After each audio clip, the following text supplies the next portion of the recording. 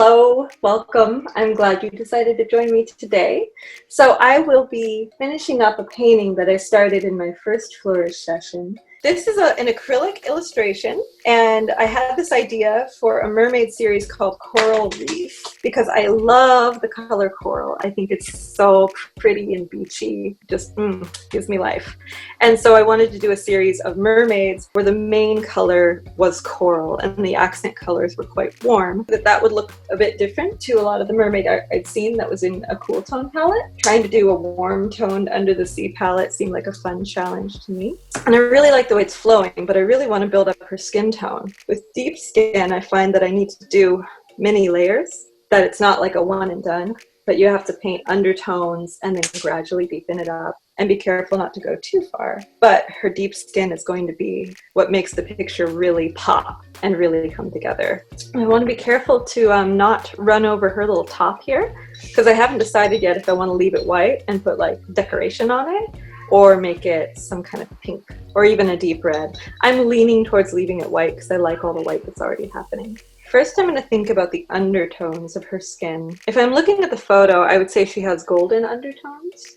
However, I'm taking artistic liberties, and this painting is very coral, so I'm going to give her like a rosy light wash of coral as the base for her skin, and then build a deep brown over that. So to make that coral, I'm going to take a little bit of the cadmium red medium hue, and this is my preferred choice for almost every warm tone paint. But I'm watering it down a lot because I know that her skin is going to be made up of mini washes. I'm pretty happy with most of what's happening in the background, except as I mentioned, I want to try to reestablish this jellyfish without losing the beautiful shape here. And I kind of like her tail just the way it is right now.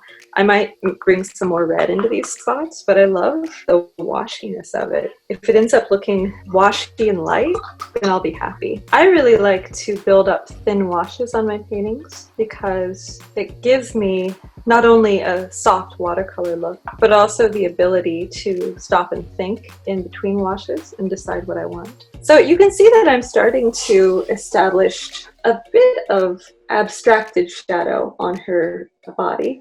I've got kind of a directional light coming here, and then I got some shadow work. And a lot of this will probably get lost in the painting, but I wanted to start messing with it now so that I don't forget to do it. The stakes are low right now because I'm going to paint over it. So it's like, hey, if I don't like it, maybe it'll just be a flat, deep color, you know? I think what I should have done, looking at it now, is put the brown everywhere and not try to do light and shadow, because there was already light and shadow happening underneath. And where I'm getting this weird light spot, it's because I went back in when it was too wet. So fortunately, her skin will be very, very deep, and that will be very forgiving of my mistakes.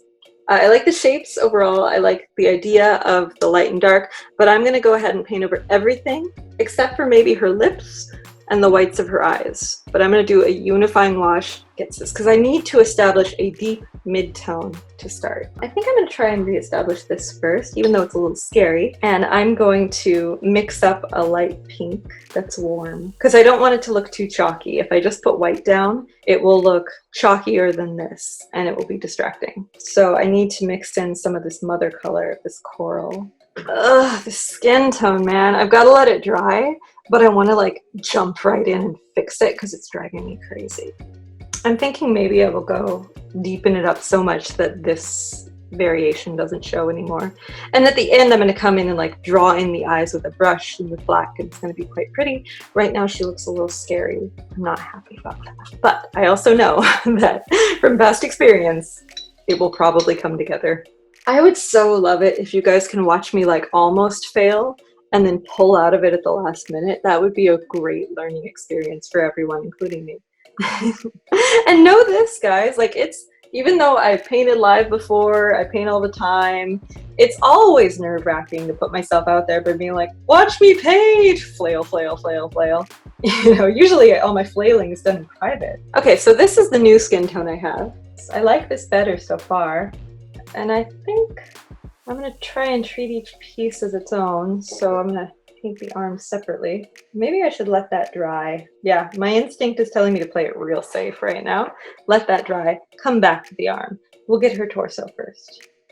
I like this color better so far. So she looks slightly scary because I haven't put in the eyes yet. So whenever someone doesn't have eyes, they look creepy, but she will have eyes before this hour is out.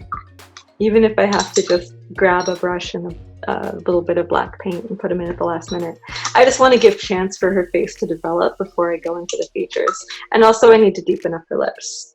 My best tip for color is think in terms of mostly, some, and a bit. Tell yourself, this painting is mostly coral with some white and a bit of brown. And I knew that going in, you know? Yes, I might bring in golden tones, and I might later decide, oh, it's too warm, I want to throw in some mint green to cool it down. But if you start with articulating what your color story is, and it's simple, that'll take you a long way towards a beautiful, unified picture, and it'll keep you from, I think what a lot of people struggle with in color, too much of everything everywhere, you know? Another thing that helps me in color is to like know what general color I'm going for, and then to kind of modulate it once I get there. So instead of worrying about mixing the perfect brown, I knew I wanted a warm, deep brown. And I just started putting down what I thought was a warm, deep brown, and then being like, oh, it should be a little rosier. Oh, it should be a little deeper. Oh, this part needs to stay light because that's where the light's hitting, you know? Rather than muddying up my picture by fussing over that like perfect mixed color, I tend to layer. And let's say I wanted to do, you know, a painting of ice. Obviously it would be a light blue. So I start with light blue, and then I'm like, you know, now that I think of it, this light blue has a bit of green in it, so I'm going to put a bit of green in it, you know? That helps me think about color. Another thing that's really helpful for color is just to keep in mind what the complementary color is and use that as an accent. So if you're painting a girl with blue eyes, consider copper colored hair. It might really bring out the eyes. And you don't have to use the exact complement color to it, but just kind of knowing that if you put down purple, yellow is a complement to purple, and you might consider yellow when you're in a place where you don't know what to do, you know, because that place will come. That time will come where you're just like, oh, Lordy, I don't know what to do. And then just pull out a complementary color and you're good. And also, I tend to use a lot of saturated colors, but a lot of the time, if you want one color to pop, you've got to desaturate everything else. I tend to not abide by that general rule of thumb because I love bright colors. But if your digital painting's looking muddy and you really want this blue or red to pop, consider desaturating your background and see how that changes things. So I'm ignoring the light and dark on the photo reference, and I'm just going for a solid shape. Then I'm going to bring in her eyes and features, and hopefully that will bring it home. I think I will leave a little bit of light above her eye, because that looks beautiful to me. And I really want to deepen up her lips, but I gotta wait until this paint dries.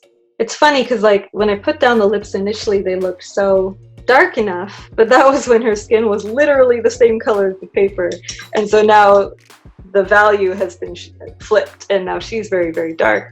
So I need to make the lips darker than they were so that they look like they belong to her. I'm improvising these patterns, by the way, if anyone's curious. I don't know where I'm going with this, but I like it. I don't know if I like that mouth. I'm gonna undo that. I don't like that red. I tried some alizarin crimson and it just kind of destroyed her mouth. Hey, that's pretty. Look, failing into success. That's good. All right, I think I'm gonna start getting her eyes in there because I need time to mess up and then try again.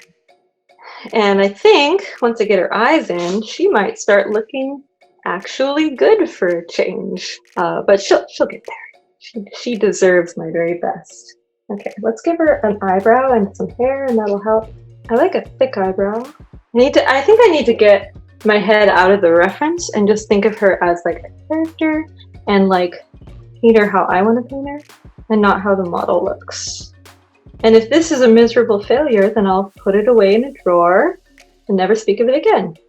But if I don't try, then I can't really, I don't know, I want to get better. So I gotta just like keep trying things that are, I like the glowy coralness of her makeup, not liking her expression yet. And you know, maybe putting a highlight in the eye will help, but I think a little smile will help too. I want to kind of get the hair to a deep, deep place to kind of establish the darkest point in the picture. That'll help me figure out the rest, I think. So this is where I'm at with it. I'm still not pleased with the face quite, but it is closer. It's just like it needs something. She looks very unimpressed. I'm going for something kind of elegant, and that's sort of there, but it's a little harsh right now. I'm trying to soften it up. Now I'm kind of turning back to the model and trying to see what I can do to make this look more like her, because now I think I'm going to try the eyebrows and see where I get with that. Sometimes like a fierce brow can take this expression from disinterested to like fashionably awesome. I would love it if it ended up there.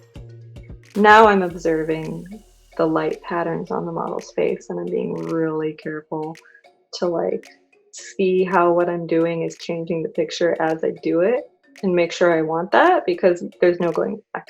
But I'm liking this. Even if this is as far as the face gets, I'm gonna be happy with that. I'm gonna try and bring some of the body that same depth, but like, I think the lips are still a little bit too light, but I think if I bring in some highlighting in the eyes and maybe a little like gloss line on the lips, that might finish them off. I like the depth of the head, so yay for lighting.